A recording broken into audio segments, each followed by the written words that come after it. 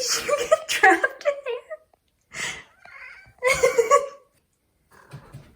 Oh, near, far, wherever you are.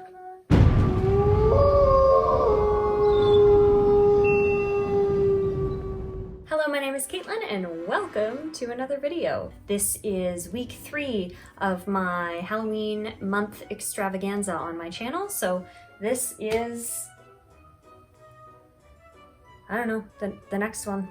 Today I am working on getting my spooky Halloween village all set up, and I mentioned in my previous decorating the house video that I was going to save this for a separate video because during the filming of that I realized how long this actually takes.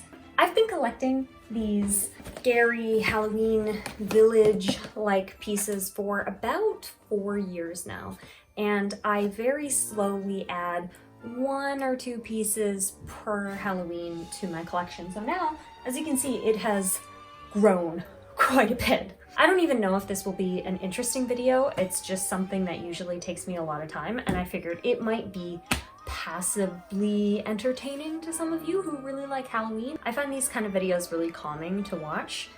If you know me though, you know I'm a bit of a chaotic presence, so this may not be calming for you, but I'll just chat along the way as I set it up, and hopefully you find it passively interesting. So as you can see, I've already laid the tablecloth down across the 3 platforms, but first what I always do is put down this horrifically terrible moss. Well, it's supposed to be like fake moss, but it comes off on the floor so badly. So I usually end up having to vacuum after this, but what are you gonna do? So I typically just set the 2 moss, I don't know, things that I have down horizontally, and then I put the little crappy styrofoam things on top of that, which also shed really badly.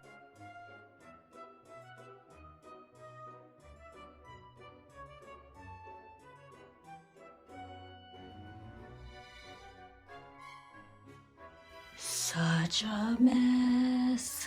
Next step is to take all of these things out of the boxes. So I'm just gonna let good old editing Caitlin do a bit of a fast forward on this because it's boring.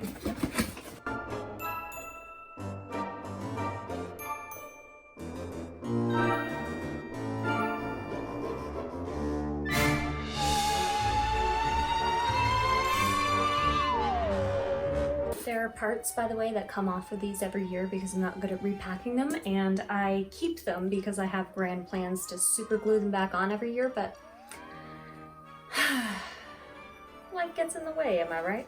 So I have a pretty wide variety of things in my Halloween village. This is a ghost that has fallen off the merry-go-round, I think, but I've got a costume shop, pumpkin merry-go-round, skeletons in the graveyard, a little skull gazebo, flying school back there. I've got, what is that? I think it's just a haunted museum. And I've got a little trick-or-treating house and a witch's brew tea hut, that's new. Got more of a witch's lair there. And I've even got a gas station, which is pretty cool. All of these pieces, when I arrange them right, with the right heights and sort of depths and with lights, they actually end up looking pretty good because I have enough components now that it really starts to look like an actual village. So I'm pretty excited about trying to put this together this year. I'm gonna be honest, I don't know why I bought this. This is a scary clown train. There's nowhere for me to set this up on the Halloween village, so I don't know why I bothered with this, but I'm gonna try to find a way to add it maybe on the floor this year. I really don't know. I think this was a full-on mistake on my part, but when you have the opportunity to own a scary clown train, I don't know, I jump at that. Is that just me? Anybody else think Lucy looks a bit like Godzilla in this scenario?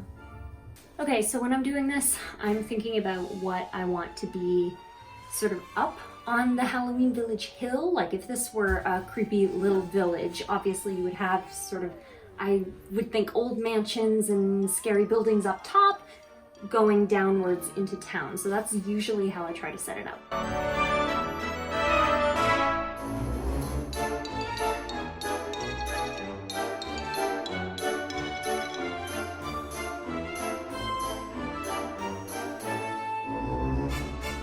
All right, now I just got to do a spot check to make sure if the things I placed in the village make logical sense. It doesn't really matter when the lights are off because they each have their own ambient light, which looks really good, but let's just see if the spacing looks right. The idea of this village, and it looks much better when it's off, is that the sort of residential area or the kind of scarier areas are in the back. So we've got our haunted museum right behind the graveyard.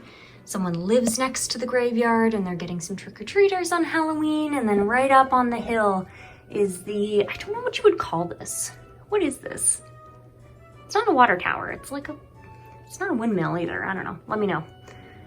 And you've got the witch's lair up there, right up on the hill. And of course, the Little Ghouls Flying School, which is run by the witches. You come down toward the sort of town square area. We've got the haunted gazebo made of bones. We've got the eerie go round for the kiddos, a little witch's brew tea station for the parents. And then on our way, sort of midtown Main Street, we've got the costume shop. And then on our way out of town, we've got the gas station with a little witch and her kitty cat filling up for the way out. Last year, by the way, I painted, I had these 3 strands of canvas. So I painted sort of a backing setting for the Halloween Village, because like I said, I only ever DIY around Halloween. So I need to try to find a way to get this all together and then set it up behind this without necessarily blocking the window. So I don't know how I'm gonna do it. Wish me luck.